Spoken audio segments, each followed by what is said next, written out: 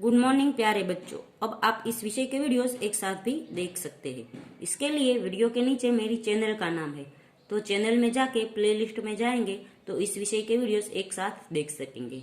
तो बच्चों, पिछले वीडियो में हमने सीखा था हिंदी कक्षा 7 द्वितीय सत्र का पाठ नंबर 4 देश के नाम संदेश, उसका अभ्यास सीख रहे थे। आज है वो हम अभ्यास पूर्ण करेंगे और स्वाध्याय सीखेंगे।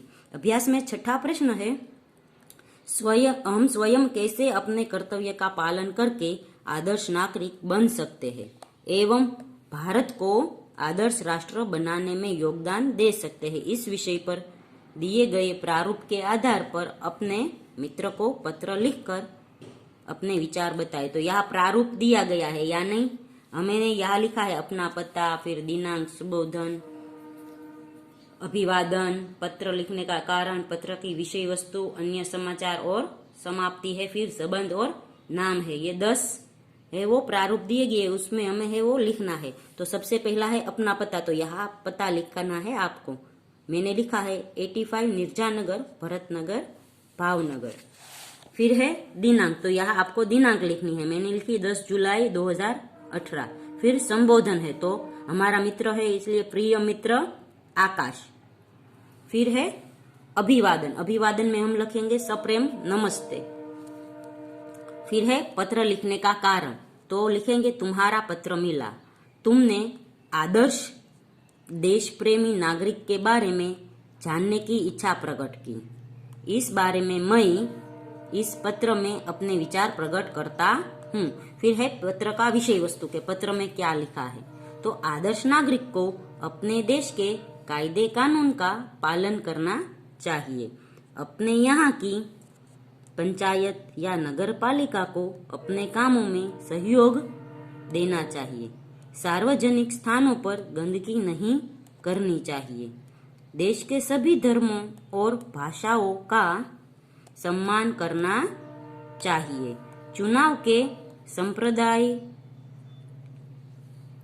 के समय में आसपास वो नागरिकों को मतदान के लिए प्रेरित करना चाहिए, दहेज जैसे रिवाजों का विरोध करना चाहिए। ये है विषय वस्तु।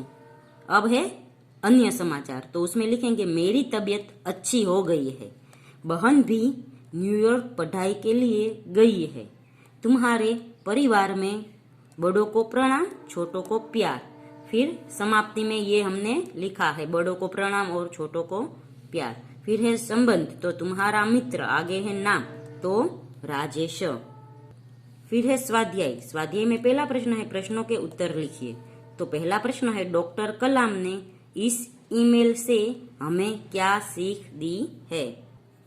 तो डॉक्टर कलाम कहते हैं कि हम सरकार चुनने के लिए मतदान करके निश्चिंत न हो जाए, हम ऐसा न सोचे कि अब हमारी सारी जिम्मेदारियों चुनी गई सरकार उठाएगी, हमारे सारे काम सरकार करेगी, हम रद्दी कागज भी कूड़ेदान में डालने की तकलीफ नहीं उठानी है, सामाजिक समस्याओं के बारे में भी हम अपना स्वार्थ ही देखते हैं, बाहर से दहेज का विरोध कर चुपके से दहेज लेना भी बहुत ही गलत बात है।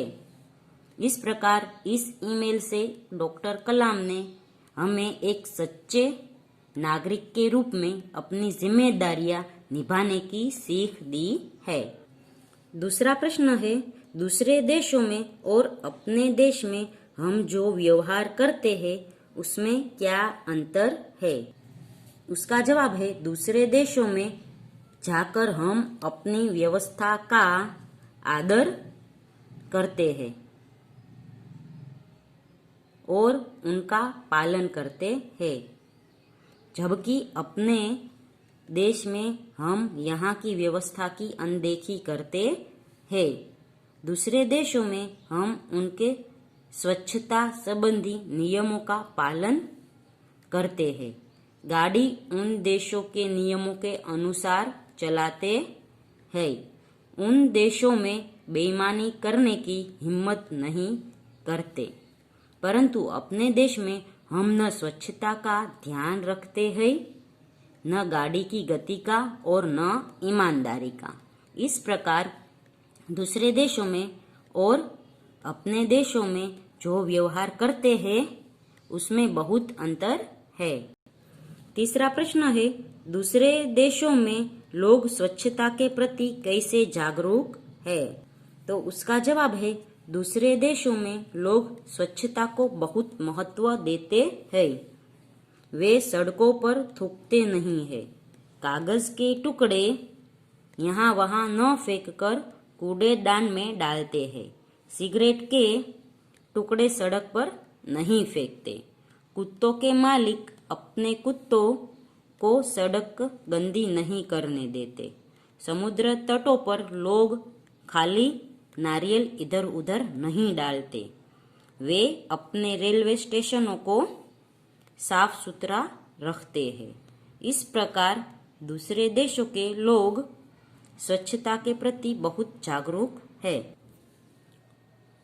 चौथा प्रश्न है, अपने देश की व्यवस्था को हम कैसे सुधार सकते हैं? तो इसका जवाब है, अपने देश की व्यवस्था को सुधारना है तो हमें स्वयं उसकी जिम्मेदारी लेनी चाहिए। अपनी जिम्मेदारी हमें दूसरों पर नहीं डालनी चाहिए। अपने यहाँ की अव्यवस्था से हम भागे नहीं, बल्कि उसे सही करने में सरकार को सहयोग दे। इस तरह अपने सकारात्मक योगदान से ही हम अपने देश की व्यवस्था को सुधार सकते हैं। प्रश्न नंबर 2 है, जीवन में सफाई का महत्व समझाते हुए अपने मित्र को पत्र लिखिए। तो यह पत्र मैंने लिखा है, यहाँ पर है वो नाम पता लिखा है 8 नवजीवन नगर, भक्ति नगर रोड, राजकोट, और पत्र की दिनांक है 28/8/2017, और पत्र मैंने लिखा है मानव को। प्रिय मित्र मानव, नमस्कार। हम सब यहाँ अच्छे हैं, परंतु तुम्हारे यहाँ कई तरह की बीमारियां फैलने की खबर जानकर दुख हुआ। ये बीमारियां गंदगी से फैलती है। हमारे यहाँ के लोग स्वच्छता का महत्व पूरी तरह नहीं जानते। वास्तव में स्वच्छता आरोग्य की माता है। जहाँ साफ सफाई रहती है वहाँ रोगों को पैदा करने वाले मक्खी, मच्छर जैसे जीव जंतु नहीं होते। शरीर को साफ सुथरा रखने से खाज, खुजली जैसी त्वचा की बीमारियां नहीं होती। इस प्रकार साफ सफाई रखना बहुत जरूरी है। कहते हैं जहाँ सफाई रहती है वहाँ भगवान का वास होता है। पत्र मिले तो जल्दी से पत्र लिखना। घर के बड़ों को प्रणाम और छोटों को प्यार। तुम्हारा मित्र अशोक परमार। तीसरा प्रश्न है, निम्नलिखित वाक्यों के काल पहचानिए। तो यह काल वर्तमान है, भूतकाल है या भविष्य काल है, ये हमें कहना है। तो यहाँ पर है, मैं क्रिकेट खेलता हूँ। तो क्रिकेट खेलता हूँ वो वर्तमान काल होगा, क्योंकि वो क्रिकेट खेल रहा है। फिर है, मैं कल अंबाजी गया था। था है यानी ये भूतकाल का वाक्य है। फिर है, कोई गाना गा रहा है। तो गाना अभी गा रहा है, इसलिए वर्तमान काल हुआ। फिर है, आज ठंड ज्यादा होगी, यानी ठंड होने वाली है, इसलिए ये भविष्य काल होगा।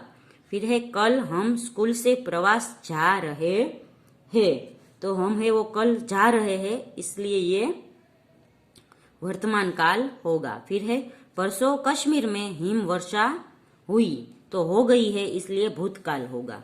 फिर प्रश्न नंबर 4 है, कार परिवर्तन कीजिए। तो यहाँ जो काल दिया गया है उसका परिवर्तन करना है। जैसे मैं बाजार गया, तो ये भूतकाल है, तो इसका भविष्य काल होगा, मैं बाजार जाऊंगा। फिर है, मंदिर में पूजा होगी। तो ये भविष्य काल है, तो उसका भूतकाल होगा, मंदिर में पूजा हुई। 3 नंबर का है, शिमला में हिम वर्षा हुई, तो ये भूतकाल है, तो भविष्य काल होगा शिमला में हिम वर्षा होगी। 4 नंबर का है मैंने पढ़ाई की, ये भूतकाल है, तो इसका वर्तमान काल होगा मैं पढ़ाई कर रहा हूँ। तो बच्चों यहाँ पर है वो स्वाध्याय खत्म होता है। अगले वीडियो में हम इस पाठ की भाषा सज्जता सीखेंगे। तब तक के लिए गुड बाय, टेक केयर।